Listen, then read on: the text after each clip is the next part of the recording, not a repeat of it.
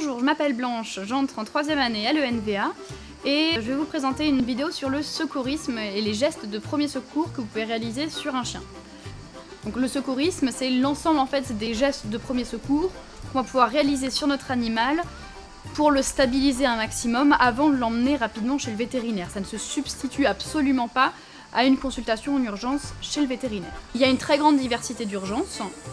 Ça peut être des urgences traumatiques, donc des blessures par arme, des morsures, des hémorragies, des chutes. Ça peut être des arrêts cardio-respiratoires, des coups de chaleur, des intoxications.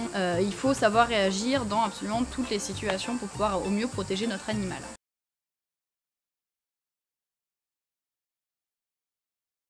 Il y a 3 étapes essentielles. D'abord, avant tout, c'est se protéger l'animal et se protéger nous-mêmes. Un animal qui a une douleur, il peut être dangereux, il peut mal réagir. Donc même si c'est un chien qu'on connaît bien ou un chat très gentil, on va se protéger. Donc on peut enfiler des gants de contention, des gros gants en cuir qui vont nous permettre de saisir un chat par exemple.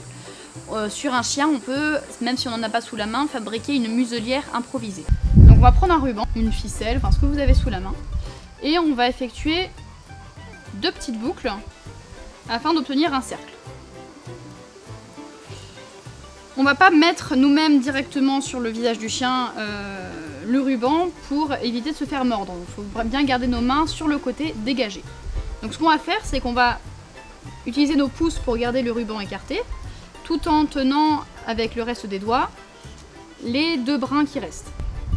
On va venir glisser le ruban devant le visage de l'animal en gardant bien nos mains sur le côté de la gueule pour éviter un coup de dent.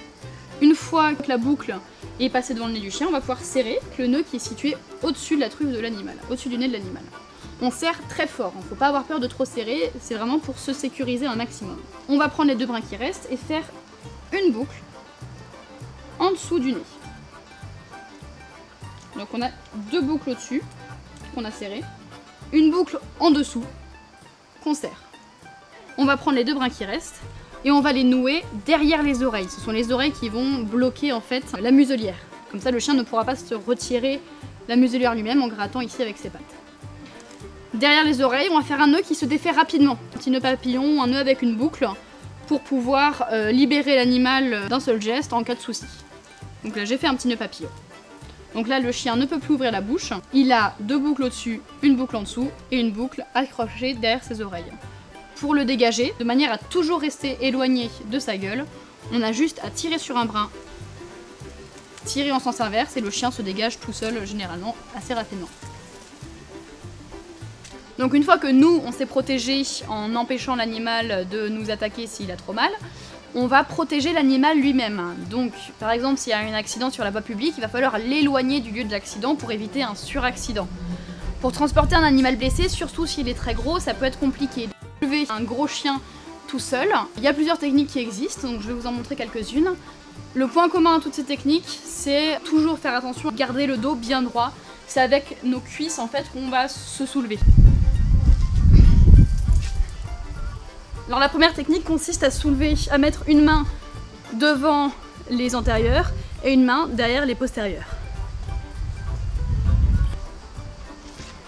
On peut aussi placer une main sous l'abdomen et toujours une main devant les épaules et sous le cou. On peut se mettre tout seul ou à 2 pour le soulever, le transporter. On peut utiliser une civière ou un drap qu'on porte comme un hamac pour pouvoir le transporter avec une autre personne si le chien est très lourd. Sur un animal plus petit, un chat par exemple, on peut l'envelopper dans une serviette, le saisir avec des gants de contention. Le mieux reste quand même la cage de transport qui est rigide. On le met là-dedans et une fois qu'il est dans la cage de transport, il est en sécurité, il ne peut plus rien lui arriver.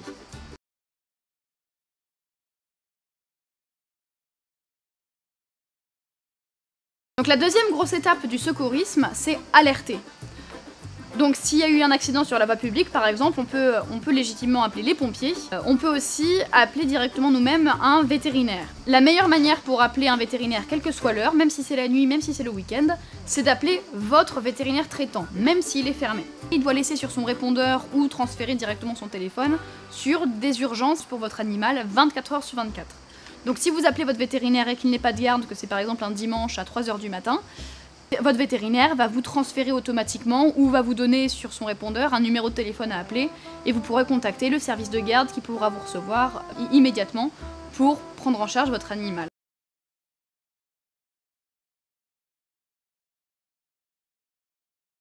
Une fois qu'on a bien protégé l'animal, qu'on sait protéger nous-mêmes et qu'on a par exemple appelé la clinique vétérinaire de garde pour prévenir qu'on arrivait, on va pouvoir secourir l'animal, le stabiliser, effectuer les gestes de premier secours. On va tout d'abord commencer par un examen clinique très succinct, très rapide, pour pouvoir évaluer au mieux son état général. Je vous invite à vous référer à ma première vidéo.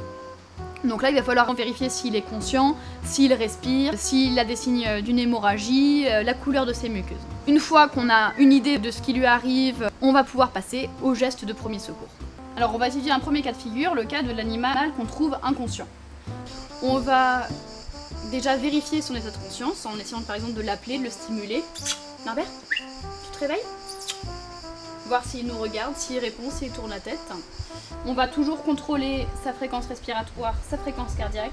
On va le garder en décubitus latéral, couché sur le côté gauche. Et on va bien penser à lui mettre la tête en extension vers l'arrière pour vraiment libérer les voies respiratoires et qu'il puisse respirer plus facilement. Alors du coup, on va étudier le cas d'un animal qui est en arrêt respiratoire. Donc pour détecter l'arrêt respiratoire, on voit qu'il n'y a plus de soulèvement de la cage thoracique, plus de soulèvement de l'abdomen. Et les muqueuses de l'animal, donc ses gencives, vont commencer à être légèrement bleutées. Là, il faut réagir assez vite. Déjà, dans le cas où il n'y a pas de corps étranger, il faut essayer de le stimuler et on va faire en fait du bouche à truffe. Donc pour faire du bouche à truffe, on va fermer la bouche de l'animal. Et avec notre bouche, on va venir englober tout son nez, toute sa truffe. Et on va souffler, on va faire une insufflation toutes les 15 secondes pendant 1 minute. Au bout d'1 minute, on évalue, on vérifie si ça repart ou pas. Si ça repart pas au bout d'une minute, il va probablement falloir passer en massage cardiaque. Si l'animal n'arrive plus à respirer parce qu'il y a un corps étranger qui lui bloque ses voies respiratoires, on va commencer par essayer de dégager les voies respiratoires. Donc, on va regarder dans le nez s'il n'y a pas quelque chose qui bloque, on va ouvrir la bouche pour être sûr qu'il n'y ait rien qui bloque à l'intérieur de la gorge. Donc là, il va falloir faire une adaptation en fait, de la manœuvre de Heimlich, mais pour les chiens. Donc si on n'arrive pas à retirer le corps étranger dans la bouche directement, on va soulever l'arrière-train de l'animal pour que sa tête soit vers le bas. On va obtenir un angle de 75 degrés. Donc là, je vais lui soulever le train arrière. Et une fois qu'il a la tête légèrement vers le bas, je vais lui faire des grandes claques symétriques sur le thorax. Et si ça ne fonctionne pas, on va appuyer sur le diaphragme, faire des grosses poussées sur le diaphragme, ce qui va l'aider à ressortir l'objet qui lui coince la respiration dans la gorge. Alors, si le chien est cette fois-ci en arrêt cardiaque, c'est-à-dire qu'il ne respire plus et que son cœur est arrêté, là encore une fois, il faut réagir très très vite. Donc on met le chien en décubitus latéral et il va falloir, pour faire le massage cardiaque sur un chien, placer nos mains entre la 6e et la 8e côte. C'est à peu près juste derrière l'épaule. Pour faire le massage cardiaque, on superpose nos deux mains sur un gros chien et on fait entre 80 et 120 pressions par minute. Et on ne s'arrête pas. Toutes les 15 secondes, on va faire une insufflation de bouche à truffe comme on l'a vu tout à l'heure. Donc une insufflation toutes les 15 secondes et puis on reprend 80 à 120 battements par minute. Il faut aller assez vite et assez fort. Alors dans le cas d'un animal qui est en convulsion, qui fait par exemple une crise d'épilepsie, c'est assez contre-intuitif. Généralement, en tant que propriétaire, on a envie d'être là pour lui, on essaye de le toucher, de le caresser, de le calmer. Et au contraire, c'est vraiment ce qu'il ne faut pas faire. Il faut le laisser tranquille. La crise d'épilepsie, elle se déclenche quand il y a trop de stimuli au niveau du cerveau. Donc là, il faut limiter à fond les stimuli. Donc un chien qui convulse, on va s'éloigner. Si on reste dans le coin, il faut vraiment pas faire de bruit, le garder au calme, éteindre la lumière pour qu'il soit dans le noir. Et éventuellement lui mettre un peu la tête en extension dans la mesure du possible pour faciliter sa respiration. Si la crise ne se passe pas et que vous avez des médicaments, vous pouvez lui faire du Valium en intrarectal pour aider à arrêter la crise. Si l'animal est en hémorragie, donc un saignement très important, c'est peu conseillé de faire un garrot parce que le garrot va créer en fait plus de lésions. Pour combattre une hémorragie, on va faire ce qu'on appelle un point de pression. Par exemple, s'il y a un gros saignement là sur mon bras, il va falloir prendre un tissu, alors le plus propre possible, si vous avez des compresses stériles c'est le mieux, mais sinon un tissu propre fera l'affaire, et vous appliquez une pression forte à l'endroit où ça saigne. Il faut rester appuyé pendant longtemps, il ne faut surtout pas soulever toutes les 5 secondes pour vérifier si ça saigne encore. On reste appuyé, on fait un point de compression et si possible on maintient ce point de compression jusqu'à l'arrivée chez le vétérinaire. Désinfecter, c'est pas du tout une urgence. Là, l'urgence lors d'une hémorragie, c'est d'arrêter le saignement. Dans le cas d'une envenimation, donc par exemple une morsure de serpent, il y a des choses à ne surtout pas faire. Donc par exemple, il ne faut surtout pas aspirer le venin en suçant la plaie. Ça risque juste de créer un suraccident en vous envenimant aussi.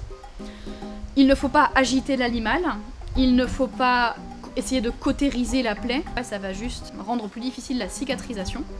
Il ne faut pas poser de garrot. Par contre, les choses à faire lors d'une morsure de serpent, c'est de mettre du froid sur la plaie et sur le membre qui est touché.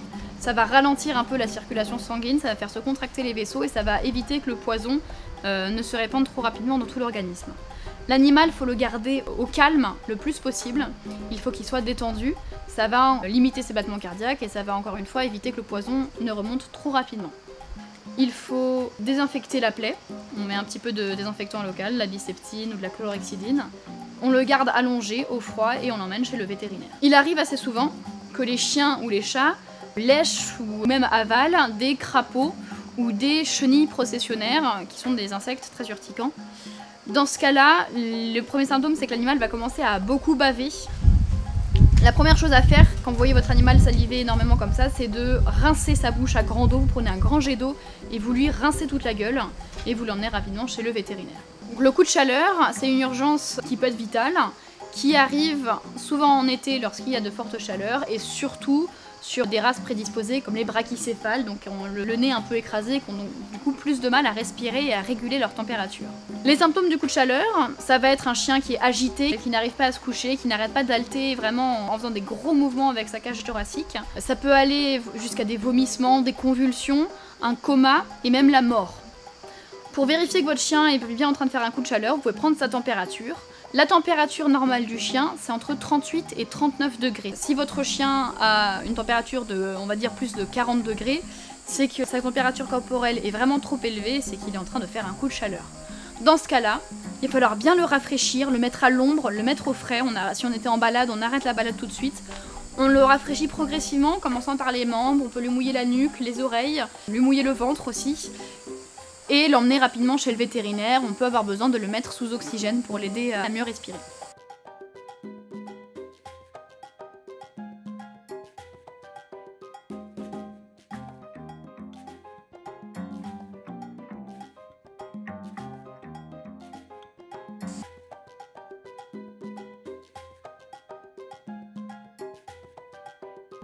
Pour conclure cette vidéo sur le secourisme, le plus important, une fois qu'on a bien respecté ces 3 étapes, c'est d'agir avec calme et avec bon sens. Plus on panique, plus on va faire paniquer l'animal et moins ça va être productif, moins on va réussir à l'aider. Il ne faut ni s'agiter ni stresser. S'il y a le moindre doute, il faut tout de suite appeler son vétérinaire. Si vous ne savez pas quoi faire, vaut mieux perdre 3-4 minutes à essayer de joindre notre vétérinaire plutôt que de faire n'importe quoi qui pourrait encore plus aggraver l'état du chien. Une fois qu'on a stabilisé l'animal, c'est important de l'emmener chez le vétérinaire très vite, même si on a l'impression que le problème s'est résolu. Par exemple, s'il y a eu un corps étranger dans la trachée et que l'animal arrive à nouveau à respirer, c'est important de faire quand même un contrôle chez le vétérinaire assez rapidement, car par exemple, s'il y a un corps étranger qui est entré quand même dans les poumons, ça peut créer une pneumonie secondaire. En cas de doute, allez consulter le vétérinaire, faire un contrôle, même si on a l'impression qu'on a résolu nous-mêmes le problème. Alors heureusement, la majorité des urgences sont relatives. Les urgences réellement vitales n'arrivent que très rarement. Mais néanmoins, il est quand même toujours important, quand on est propriétaire d'un animal, de savoir réagir, même dans le pire des cas, pour pouvoir aider notre animal au mieux.